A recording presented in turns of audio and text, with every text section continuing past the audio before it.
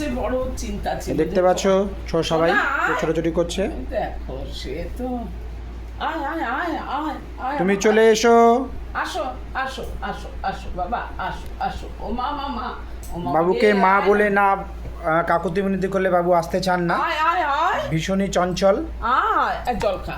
নাম ধরে ডাকতে হবে, নাহলে কিন্তু আসবে না। সোনু আয় আয় আয়। ওর নাম সোনু, ম্যাক্স, ভীষণই দুষ্টু। ভালো নাম ম্যাক্স, ম্যাক্স। ভালো নাম ম্যাক্স। ডাক নাম সোনু। আসো। তো বাবা মায়ের নয়নমণিও ওফো। এবং দাদাবাবু আছেন, তারও নয়নমণি। তো আমরা এখন ওর অ্যানাল গ্ল্যান্ড কীভাবে ক্লিন করতে হয় সেটা আপনাদেরকে শেখাবো। কিছু ঠিক না। ও তোমার তুমি আস্তে আস্তে চল। কিছু দরকার নেই। ওর পাছুটা আমার দিকে একটু তুমি ঘুরিয়ে দেবে এইভাবে, এই জাস্ট এই তো। এই অ্যানাল গ্ল্যান্ড যে জিনিসটা হয় সেটা আমাদের পাছুর ধারে হয়। কিভাবে হয় আমি দেখাচ্ছি আপনাদেরকে। এই পোর্শনটাতে নোংরা জমে থাকে, পরিষ্কার, হ্যাঁ, এইভাবে আমাদের ধরতে হবে।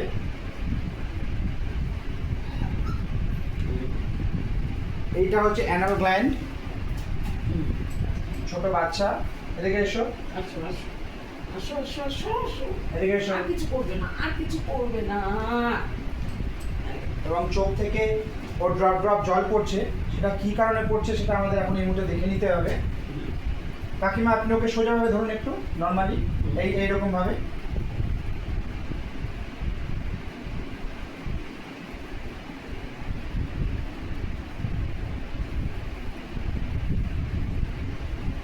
এসি চললে পরে না। হ্যাঁ, তবে একটা জিনিস আমি দেখে বুঝতে পারছি যে আমাদের আশা করছি ডক্টর দেখাতে হবে না, কারণ ওর ঠান্ডা লেগেছে।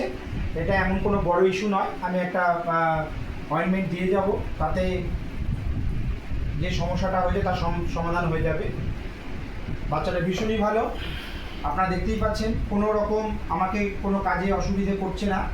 এবং দেখুন, সব থেকে বড় ব্যাপার, জিপটা বার করে রেখেছে। আমাকে কেন করা হচ্ছে, আমি নিজে নিজে করতে পারি, কারণ ও তো বুঝতে পারছে না যে এই জিনিসটা কী হচ্ছে। ওর জীবনে প্রথম হচ্ছে। ম্যাক্স ভীষণই ভালো বাচ্চা। কানের আমরা এখন দেখতে পাচ্ছি একটু নোংরা আছে, আমাদের একটু মেডিসিন নিয়ে নিতে হবে। আমি নিয়ে নিচ্ছি, পমিজলটা নেই। কানের নোংরা পরিষ্কার করার জন্য এই মেডিসিনটা ব্যবহার করব, পমিজল। ভীষণই ভালো বাচ্চা, এবং আপনারাও বাড়িতে করতে পারেন, কোনো অসুবিধা নেই। আপনারা যদি বাড়িতে করতে চান তাহলে সেক্ষেত্রে বাড়ির বাচ্চা কতটা বড় তার উপর নির্ভর করছে। আমরা এখানে একটা ড্রপ দিয়ে নেব।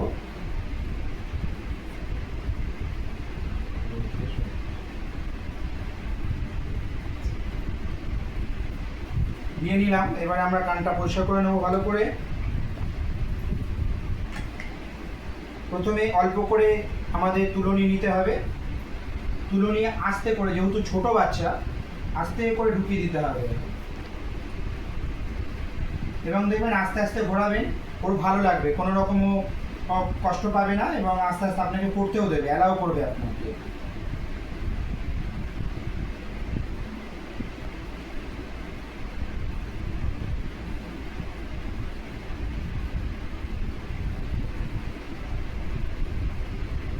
ভীষণই ভালো বাচ্চা, কোনো রকম দুষ্টামি করছে না, মামার কোলে বসে আছে। একটু আমি দেখি ওকে। এই যে বাচ্চাটা দেখতে পাচ্ছেন, সমস্ত কালার যেমন আছে। ব্রিডটা হচ্ছে সেটজু, খুবই ভালো ব্রিড। এই জায়গাটায় একটা আপনি দেখতে পাচ্ছেন একটু রেডিশ হয়ে গেছে। এই জায়গাটা আপনারা ফলো করতে পারছেন, রেডিশ হয়ে গেছে। এটা অন্যতম কারণ হচ্ছে কোনো টিক্স তোকে কামড়েছিল, যার দরুন সেখান থেকে একটা ইনফেকশন হয়, এবং এখন সেটা কিউরেবল। আস্তে আস্তে ও সুস্থ অনেকটাই হয়ে গেছে, আর আগামী দিনে কোনো সমস্যা হবে না সেখান থেকে।